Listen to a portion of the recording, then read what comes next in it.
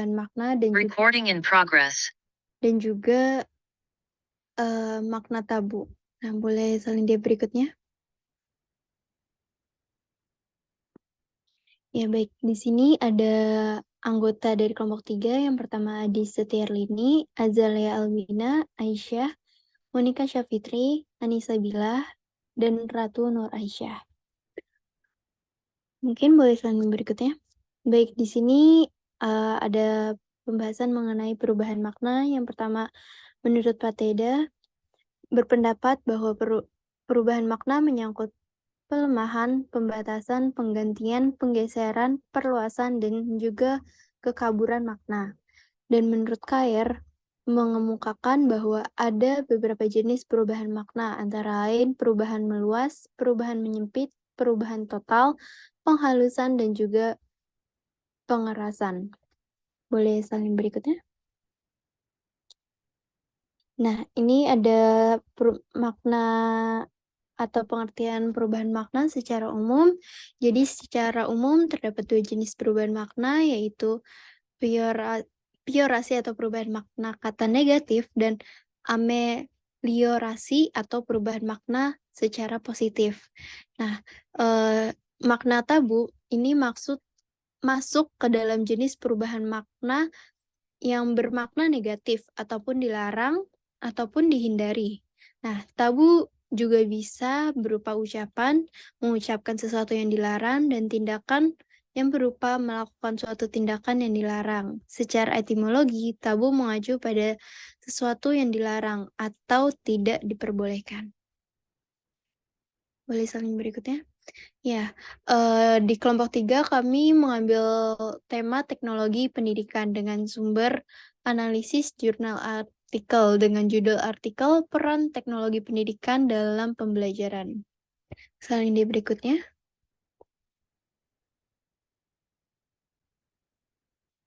Yang pertama ada jenis perubahan meluas. Boleh selanjutnya. Baik, pada tema yang pertama yaitu adanya perluasan makna yang akan dibawakan oleh Monika. Kepada Monika dipersilakan. Baik, terima kasih Anissa atas baik di sini tentang meluasan kata. Di sini ada katanya yaitu teknologi pendidikan. Sebelumnya teknologi pendidikan mungkin diartikan sebagai penggunaan alat atau perangkat teknologi dalam proses pembelajaran. Namun seiring dengan perkembangan ilmu dan teknologi, makna kata ini telah berubah menjadi lebih kompleks, yaitu teknologi pendidikan tidak hanya mencakup alat atau perangkat keras, tetapi juga melibatkan software, brandware, dan pendekatan sistem yang terintegrasi lainnya. Ini itu aja, dikembalikan ke moderator.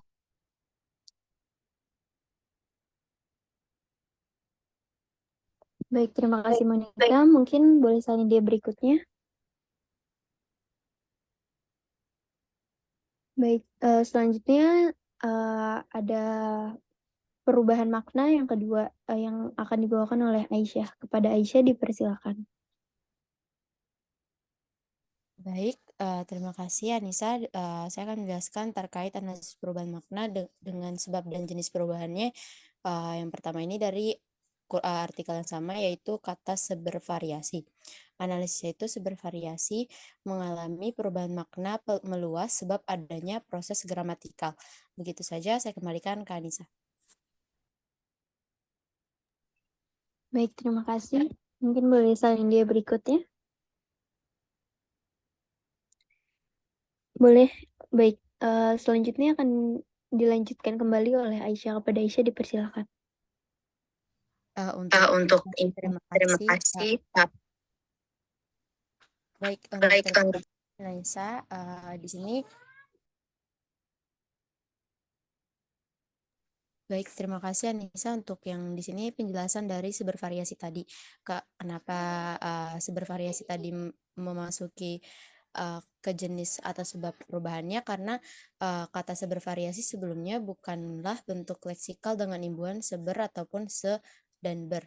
Namun dengan adanya penggunaan bentukan kata baru bervariasi di masyarakat, itu hingga dimasukkan ke dalam artikel gitu dan dipergunakan. Maka di sini ditemukanlah fenomena kata ini dalam jurnal artikel penelitian. Salah satunya tadi contoh sebelumnya. Meskipun begitu, kata ini dalam KBBI versi daring 5 tidaklah terdaftar maupun di dalam thesaurus seperti itu. Baik, terima kasih. Saya kembalikan ke Anissa. Baik, terima kasih Aisyah atas penjelasannya. Mungkin boleh salin berikutnya. Baik, yang ketiga ini ada perubahan makna yang akan dibawakan oleh Azalia. Kepada Azalia, dipersilakan. Baik, terima kasih Anissa. Di sini ada analisis perubahan makna, yaitu analisis persebaruasan dengan kutipan artikel dari aspek moralitas, misal TIK telah menjadi media persebarluasan berbagai perilaku yang melanggar norma agama dan sosial. Di sini analisisnya dari kata persebarluasan. Perubahan makna meluas sebab adanya proses gramatikal. Boleh di next slide.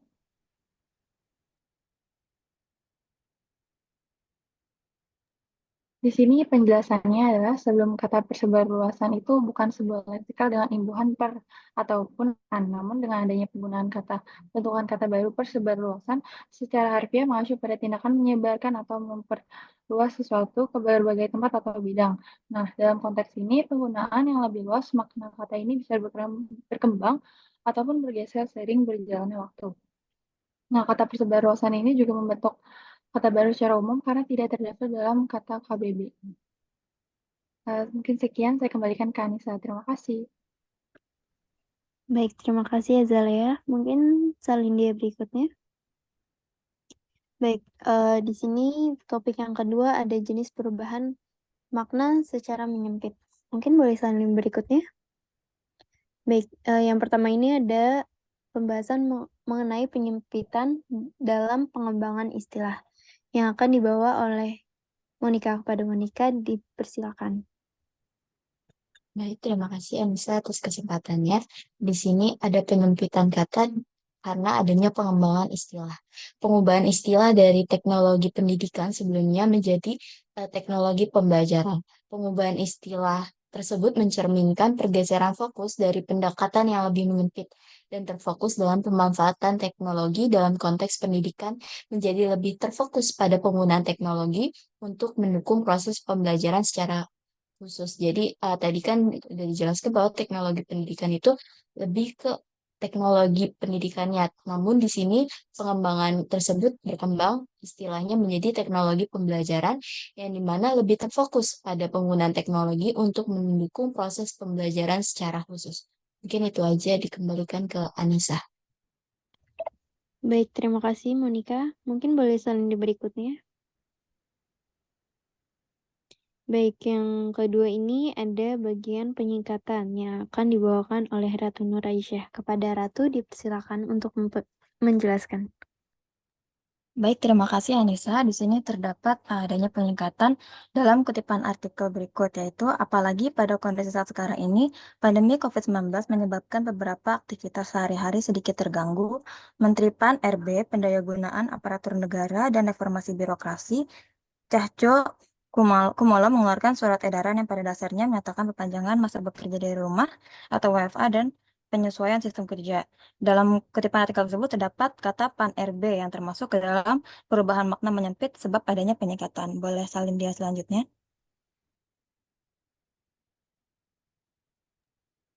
Baik. Penyingkatan terjadi untuk memudahkan penggunaan dan pemahaman dalam kalimat tersebut, sehingga penggunaan kata PAN RB tidak lagi hanya sebagai persingkatan program atau lembaga, tetapi juga merujuk pada jabatan menteri secara spesifik. Jenis perubahan makna yang terjadi pada kata PAN RB tersebut termasuk ke dalam penyempitan makna. Perubahan ini terjadi ketika singkatan yang semula memiliki makna yang lebih luas atau umum, namun dalam hal ini merujuk pada program atau lembaga.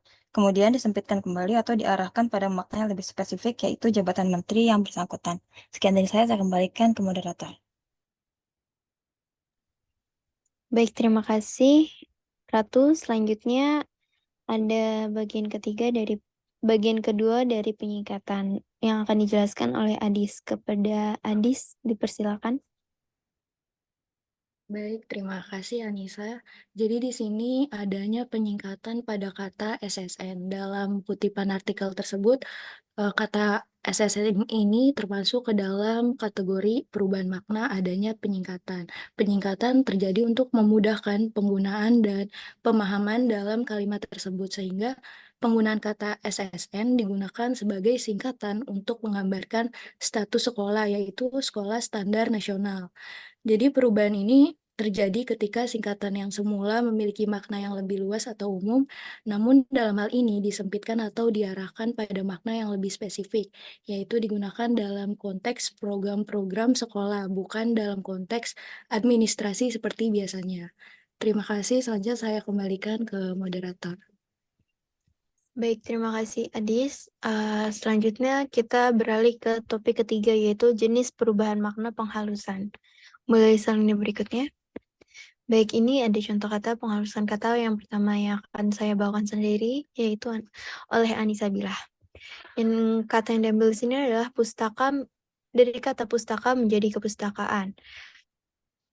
Dalam konteks teks di sini adalah metode yang digunakan dalam penelitian ini adalah penelitian kepustakaan atau library research. Yang dimaksud dengan penelitian kepustakaan ada kegiatan penelitian yang dilaksanakan dengan mengumpulkan data berupa buku, jurnal, dan hasil penelitian sebelumnya. Nah, perubahan makna penghalusannya ini adanya penghalusan dari kata pustaka menjadi kepustakaan. Dalam KBBI, kepustakaan ini adalah memiliki arti, yaitu adalah sebuah daftar kitab yang dipakai sebagai sumber acuan untuk pengarang dan sebagainya. Nah, perubah makna dari pustaka dan kepustakaan ini hampir mirip. Kalau pustaka itu adalah daftar dari jurnal-jurnal ataupun daftar pada tulisan. Nah, jadi perbedaannya di sini adalah dengan penggunaan konteks yang dipakai.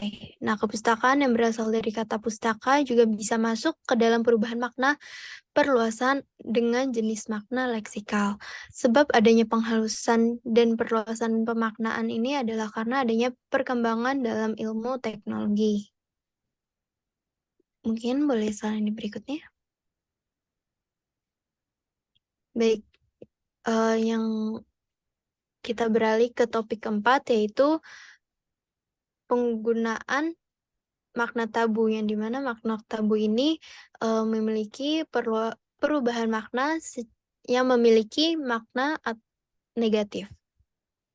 Boleh selanjutnya berikutnya. Baik, di sini ada istilah dari makna tabu. Istilah tabu merupakan bagian dari suatu kebudayaan. Secara umum, tabu merupakan yang dianggap suci, tidak boleh disentuh ataupun diucapkan karena dianggap sebagai suatu pantangan atau larangan. Istilah-istilah tabu ini sendiri dapat diuraikan sebagai kata-kata yang menyakitkan hati atau menghina, mewujudkan atau tidak sopan, atau kata yang memiliki makna kasar. Istilah tabu ini juga digunakan oleh seseorang baik secara personal maupun interpersonal. Nah, dalam tesaurus milik badan, kata tabu itu memiliki pemahaman yang sama seperti larangan, kekangan, setengahan, pantang, dan juga pencegahan, pembatasan, prohibisi, pantangan, pemali, dan juga mahzurat. Mungkin boleh selanjutnya berikutnya.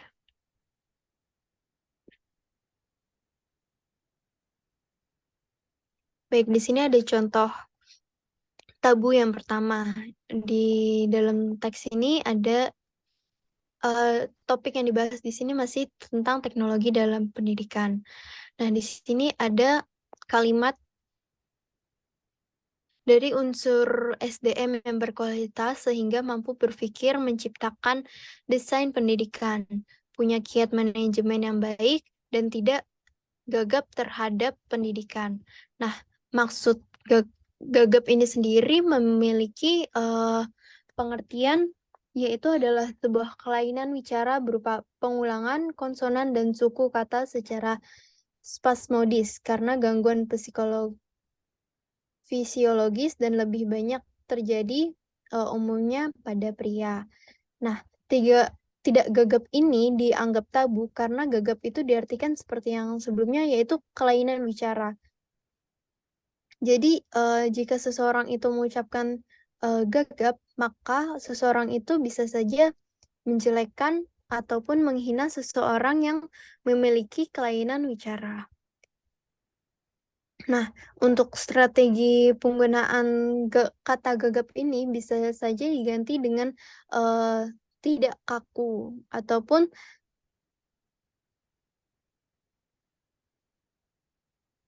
mohon maaf, tidak bisa digunakan kata kaku ataupun lebih fleksibel terhadap pendidikan.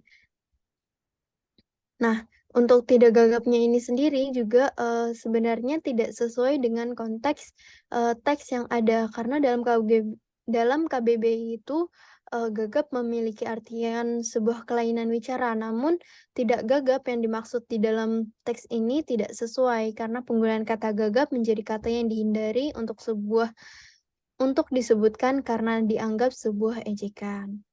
Nah, kata gagap ini juga di dalam tesaurus memiliki makna yaitu bisu, gagap, gagu, kelu, dan tunawicara. Baik, mungkin boleh salin dia berikutnya.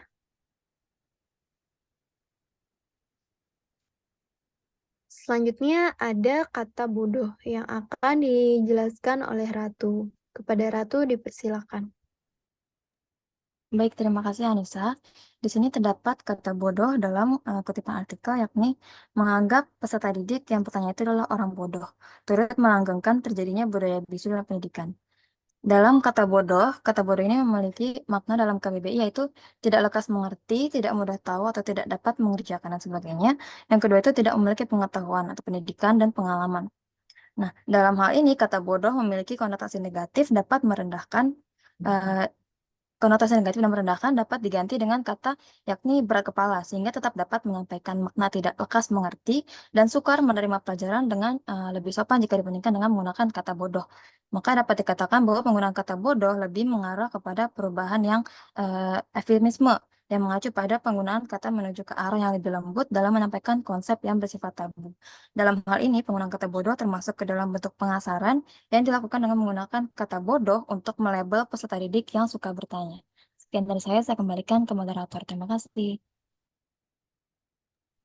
Baik, terima kasih Ratu. Mungkin boleh ke slide berikutnya. Selanjutnya di sini ada contoh kata tabu yang ketiga yaitu bodoh. Tapi bodoh di sini memiliki artian yang berbeda pada konteks yang digunakan. Pada kata bodoh ini akan dijelaskan oleh Monica Safitri. Kepadanya dipersilakan. Terima kasih Anissa. Sebelumnya mohon maaf, ini di PPT yang merah ini seharusnya jorok. Jadi analisis kata dari bahas kata tabu ini yaitu kata jorok yang memiliki konotasi negatif yang tidak sesuai dengan konteks yang dibicarakan. Karena di sini menjelaskan tentang guru yang suka berkata jorok. Nah, maka dapat dikatakan jorok itu memiliki arti tidak peduli pada kebersihan atau tidak merasa jijik terhadap sesuatu yang kotor, tercemar, atau cabul. Nah, perubahan eufemisme yang mengacu pada penggunaan kata menuju ke arah yang lebih lembut atau menyampaikan konsep yang bersifat tabu, itu bisa merubah kata jorok ini menjadi kata yang lebih halus seperti suka berkata kasar atau berbicara yang kurang baik. Dalam hal ini, penggunaan kata jorok termasuk ke dalam bentuk pengasaran yang dilakukan dengan menggunakan kata jorok untuk melabelkan guru yang berbicara kurang baik atau kasar. Mungkin itu aja dari saya kembalikan ke moderator.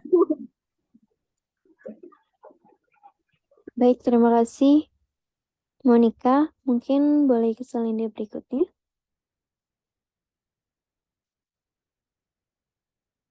Baik, di sini ada contoh kata keempat, yaitu kata nakal yang akan dijelaskan oleh Adis. Kepada Adis, dipersilakan. Baik, terima kasih Anissa. Selanjutnya di sini ada kata nakal. Jadi dalam KBBI kata nakal ini berarti suka berbuat kurang baik. Kemudian juga ada buruk kelakuannya. Kata nakal yang biasanya memiliki konotasi negatif dan merendahkan dapat diganti dengan kata bermain-main sehingga tetap dapat menyampaikan makna perilaku tidak terkendali atau tidak patuh dengan lebih sopan. Nah, dalam hal ini penggunaan kata nakal termasuk ke dalam bentuk pengasaran yang dilakukan dengan menggunakan kata nakal untuk melabeli mahasiswa yang suka mengajukan pertanyaan kurang baik sebagai wujud dari rasa ingin tahu yang tinggi sesuai dengan kutipan dari artikel yang tertera di sini. Sekian, terima kasih. Selanjutnya saya kembalikan ke Anissa.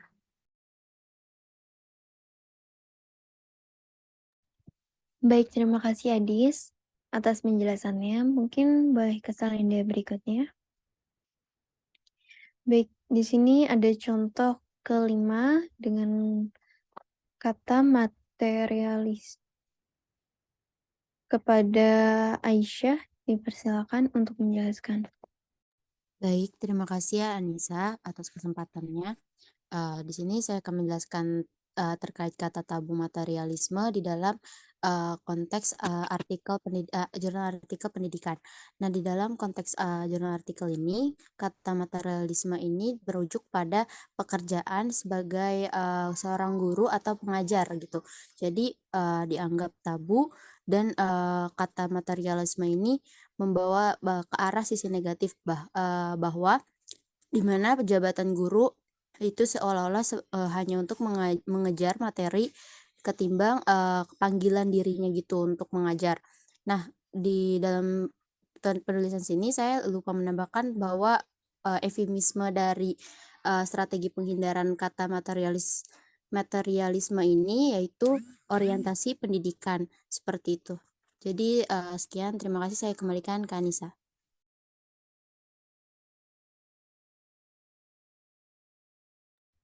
Baik, terima kasih Aisyah. Boleh ke salin berikutnya. Selanjutnya ini adalah sumber referensi yang dipakai oleh kelompok 3. Boleh ke salin berikutnya. Baik, mungkin cukup sekian presentasi dari kelompok 3 atas penjelasan perubahan makna, baik itu perubahan makna yang memiliki makna positif ataupun makna negatif, seperti pengasaran ataupun pemaknaan yang memiliki makna tabu. Cukup sekian dari kami. Wassalamualaikum warahmatullahi wabarakatuh. Waalaikumsalam warahmatullahi wabarakatuh. Mohon maaf, Ibu, ini dilanjut untuk kelompok selanjutnya atau bagaimana, Ibu?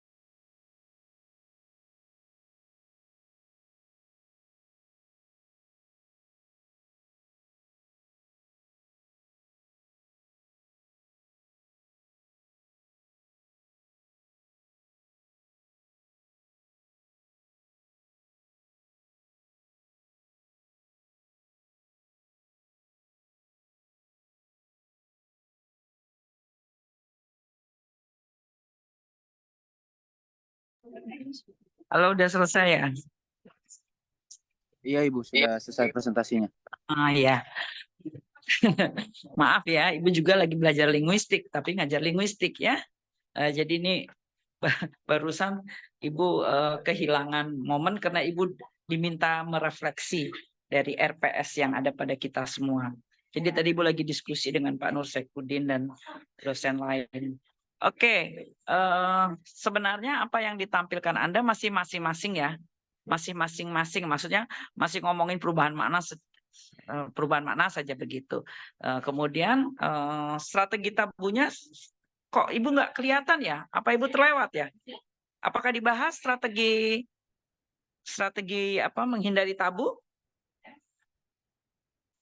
Dibahas nggak? Tadi kami langsung dibahas pada bagian perkata tabunya itu, Ibu. Jadi menggunakan Ada konsepnya. Bawain dulu konsepnya ya. Apa yang disebut penghindaran tabu. Yang lalu itu udah hampir masuk, cuma enggak ada strategi menghindari tabu. Nah, ketika bicara strategi menghindari tabu, ditawarkan beberapa bentuk yang bisa distrategiin. Jadi, teks yang Anda bawakan ada tidak yang dianggap tabu gitu, bukan sekedar berubah makna, tapi ada nggak yang dianggap tabu. Nah, ketika ada yang dianggap tabu, terus masuk ke pembahasan bagaimana cara menghindarinya, gitu. Strateginya apa? Tapi kalau belum ada konsep mengenai strategi menghindari tabu, jadi belum bisa dibahas, ya kan? Jadi setelah membahas konsepnya, pastikan ditemukan di dalam teks yang Anda bawakan. Ada tidak yang bisa bermakna tabu begitu. Kemarin kan Ibu udah kasih contoh, misalnya ada kata-kata yang tidak tabu ketika dalam konteks kalimat tertentu. Tapi di konteks penggunaan lain, dengan konteks yang lain, tiba-tiba kata itu jadi tabu begitu misalnya. Sehingga apa kata-kata di situ yang tabu dan bisa tidak tabu. Ya, ketika kata feces misalnya di laboratorium itu sesuatu yang benar. Karena kalau kita pilih yang lain itu dianggap tabu untuk diucapkan ya. Padahal itu juga bahasa Indonesia misalnya. Jadi kalau tidak ada contoh di teks ya paling tidak ada konsep mengenai penghindaran tabu, strategi menghindari tabu ya. Nah, jadi misalnya ada kata di teks buta atau gila. Nah, kan itu dianggap tabu untuk disebut-sebut ya. Bisa dihindari dengan misalnya penyandang mental misalnya ya. Atau kalau buta misalnya penyandang disabilitas atau tuna apa? Tunanetra Ibu. Tunanetra kan misalnya begitu. Jadi ada di situ yang bisa dibahas dari konsep tabunya, kemudian dibahas dari konsep penghindaran tabu. Jadi boleh gini, misalnya ada teks memakai kata disabilitas. Nah, itu bisa pintu masuk untuk menjelaskan tabu bahwa itu kata disabilitas adalah bentuk penghindaran tabu karena kalau menyebut kata lainnya itu dianggap tabu. Misalnya kayak begitu gitu loh. Jadi bukan butanya harus muncul di teks baru dibahas tabunya. Ketika ada yang muncul misalnya disabilitas atau penyandang atau berkebutuhan khusus atau tunanetra. Nah, itu bisa masuk pintu masuk untuk membicarakan konsep tabu dan penghindaran tabu. Jelas? Halo? Iya, jelas, Ibu. Jadi dua kelompok. Satu kelompok tadi masih kelompoknya baru satu kan tadi? Itu masih lepas. Dihubung-hubungkan dengan tabu dan penghindaran tabu ya. Nah, mudah-mudahan pertemuan berikutnya sudah ditemukan semuanya ya. Oke, jadi kelompok lainnya nanti ditemukan dan yang lainnya tetap memperbaiki sehingga nanti Ibu tagih tambahannya apa. Oke, sampai di sini dulu ya. Yang penting udah ditangkap. Iya, baik Ibu. Baik Ibu. Laporkan di kerja yang tidak hadir hari ini. Kelompoknya masing-masing mengecek kelompoknya kehadiran anggotanya ada yang nggak hadir atau tidak. Ya, jadi hari ini Bu minta maaf karena tidak bisa lebih lama karena sedang belajar juga ya. Ibu masuk lagi ruang karena diminta laporan refleksinya. Oke, sampai jumpa minggu depan. Selamat sore semua. Selamat Selamat sore, sore Ibu. Ibu. Terima kasih. Terima kasih.